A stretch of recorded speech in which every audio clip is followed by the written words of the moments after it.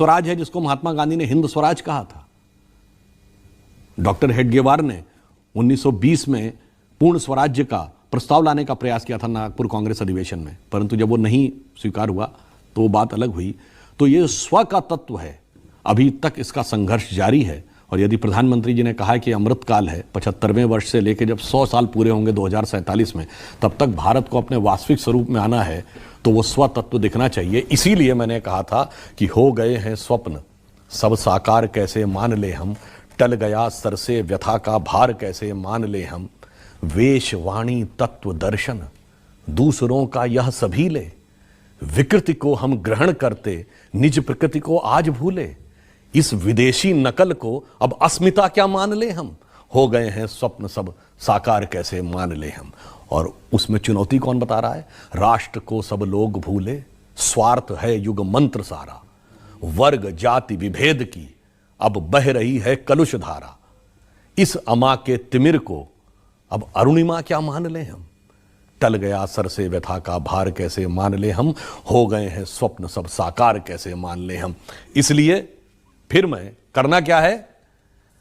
स्वतंत्रता को सार्थक करने, ये अटल जी की लाइन थी, स्वतंत्रता को सार्थक करने कमर कसें बलिदान करें, जो पाया उसमें खो न जाएं, जो खोया उसका ध्यान करें। नमस्कार सुधांशु जी, मेरा नाम सौम्या है और मैं ये चाहती हूँ कि हमारी युवा पीढ़ी हमारे ग्रंथों से जुड़े ताकि उसको सही जानकारी मिले। देखिए, मेरा जो आपका कहना है, ये जानते हैं उत्तरदायित्व किस पे है? ये सबसे पहला उत्तरदायित्व माता पिता पे है, और उसमें भी सबसे ज्यादा माता पे है, क्योंकि माता प्रथम गुरु है। कारण क्या है कि हम सब में कहीं ना कहीं, हम सबके मन में जानते हैं क्या मनोभाव हो गया है कि हमारे बच्चे पढ़ लिख कर बड़े आदमी बन जाएं, और चाहे जो करें। फिर जब हम एडवांस एज में जाते हैं तब हमें समझ में आता है वो और चाहे जो भी बड़ा इंपॉर्टेंट था। तो बच्चे पढ़ के बड़े तो बन जाते हैं, पर यदि उनके अंदर सिर्फ ज्ञान रहेगा, सिर्फ इंटेलिजेंस रहेगी और संस्कार नहीं होगा, तो फिर जानते हैं क्या हो सकता है?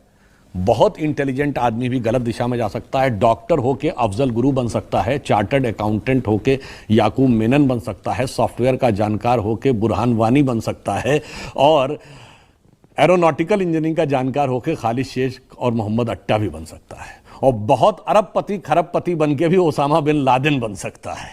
इसलिए संस्कार पे ध्यान दीजिए, मन क्या बन रहा उसका इस पे ध्यान दीजिए, बुद्धि क्या बन रही केवल इस पे ध्यान मत दीजिए। तो बहुत शुक्रिया करते हैं आज सुधांशु त्रिवेदी जी का, जोरदार तालियों के साथ आज